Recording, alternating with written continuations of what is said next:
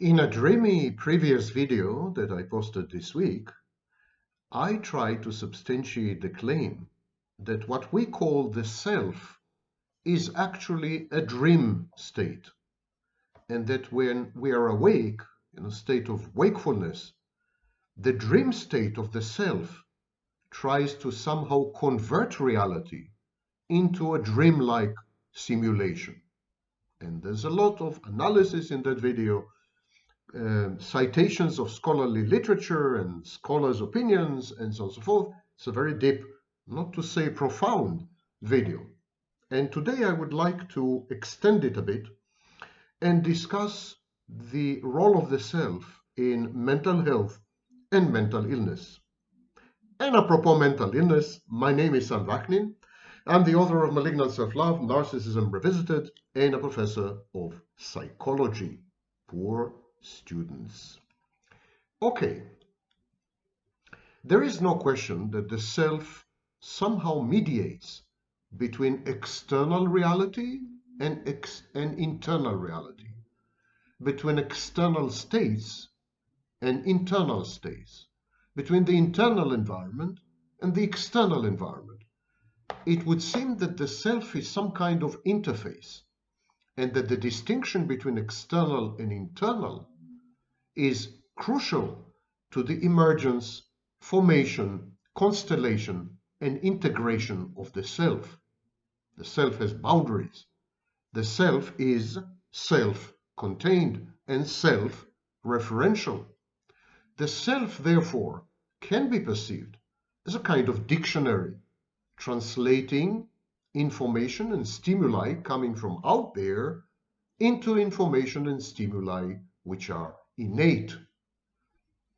And this dictionary, it does not pretend to be neutral or objective or scientific or observational or merely observational. The self is a set of beliefs and preferences and values and predilections and proclivities and dispositions. So the self is a highly biased structure, something that Freud and his daughter, later Anna Freud, called defense mechanisms. Defense mechanisms actually falsify reality in order to render it more acceptable and palatable, less injurious and less dissonant. And the self makes use of defense mechanisms. Now, all this is part and parcel of my model of personality, the intrapsychic activation model, and there's a whole playlist dedicated to it on this channel. But I would like today to take another path, another branch in the road, another fork, and to discuss the role of self in what we call mental illness. So let's retrace. The self mediates between external reality and internal reality. And the self does this by converting external reality into the language of internal reality in a way that does not destroy or adversely affect internal reality. So the translation is highly goal-oriented, highly prejudiced. Translation from the reality of the environment, the facts, the stimuli in the environment, the translation of the world into our minds. This translation is heavily influenced by self-interest, by the self-interest to maintain equilibrium and homeostasis internally and to allow for proper and smooth functioning.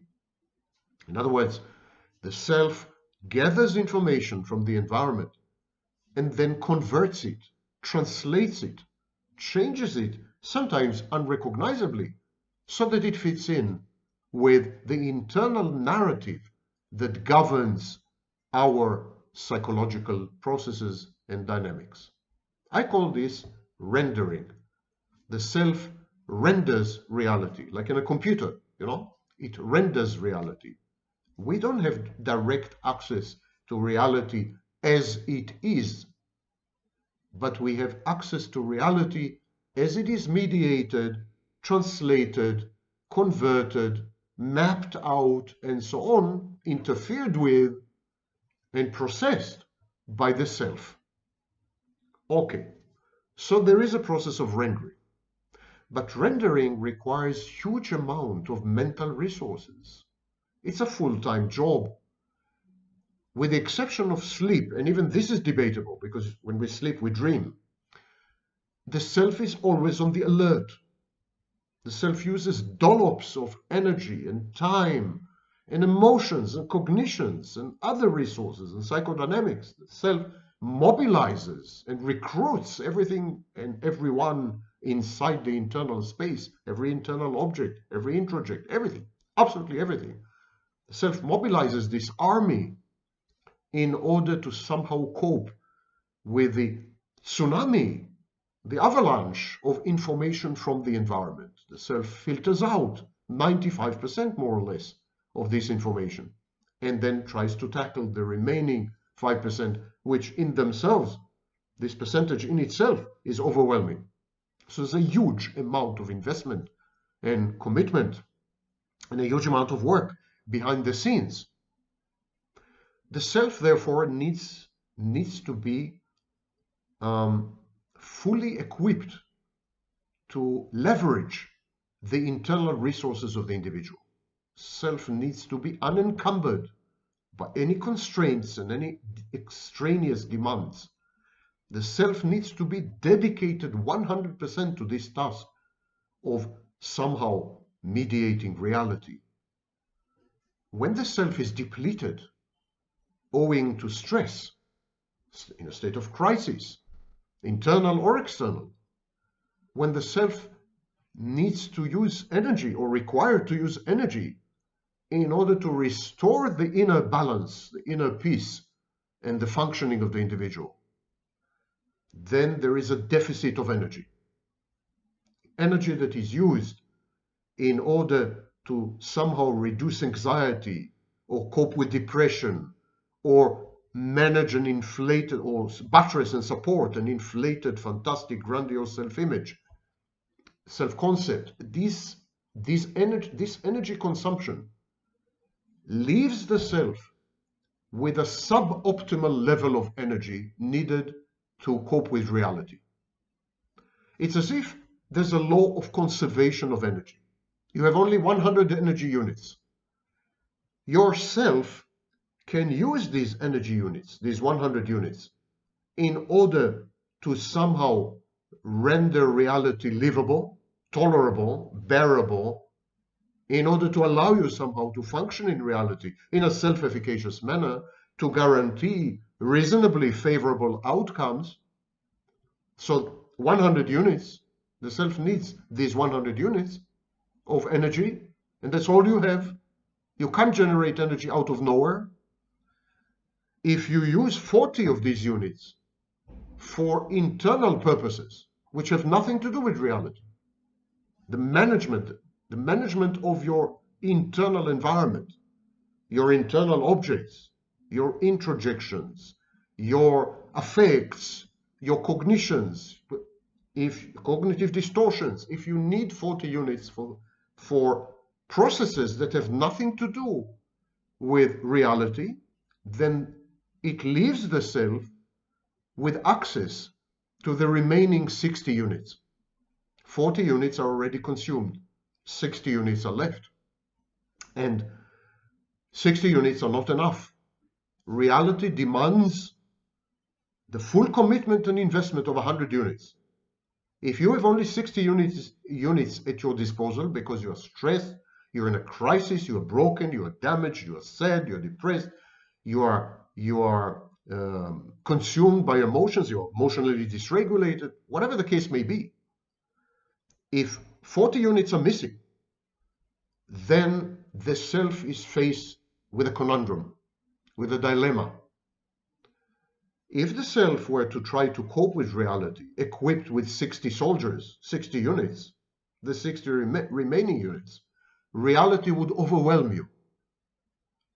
So what the self does, it shuts off either external reality or internal reality, depending on the locus of the stressor. The stress is coming from somewhere. The stress may be coming from the external reality. There's some threat, there is some disagreement, there's some problem. It's external, it's coming from out there. Or the stress may be coming from the inside. You're emotionally dysregulated, you're depressed, you're anxious, you're fearful, some internal process is generating the stress. So there's a locus of stress where the stressor is. The self identifies the locus of stress and then it shuts it off. The way to shut off the stress is to shut off access to the reality which gives rise to the stress. So if the stress is emanating from the outside, yourself will shut off the outside. If the stress is emanating from the inside, yourself will disable or deactivate your internal reality, your inside. Something has to give. Either the self denies, represses, avoids, ignores, withdraws from external reality because it's stressful and it taxes the resources, the scarce and limited resources of the individual. So the self cuts the individual off from the source of the stress, of the ongoing stress. Or the stress is coming from the inside, and similarly the self cuts the individual from the internal environment so as to mitigate or eliminate the stress altogether. But of course, this choice, which is pretty automatic, it's not a premeditated, conscious process of reasoning, but it's like an automatic kind of lever or something, something mechanical almost. But there are costs to these strategies. Shutting off the external environment or shutting off the internal environment. These are strategies of coping with stress because of the depletion of the energy needed to mediate the external environment and translate it into the language of the internal environment.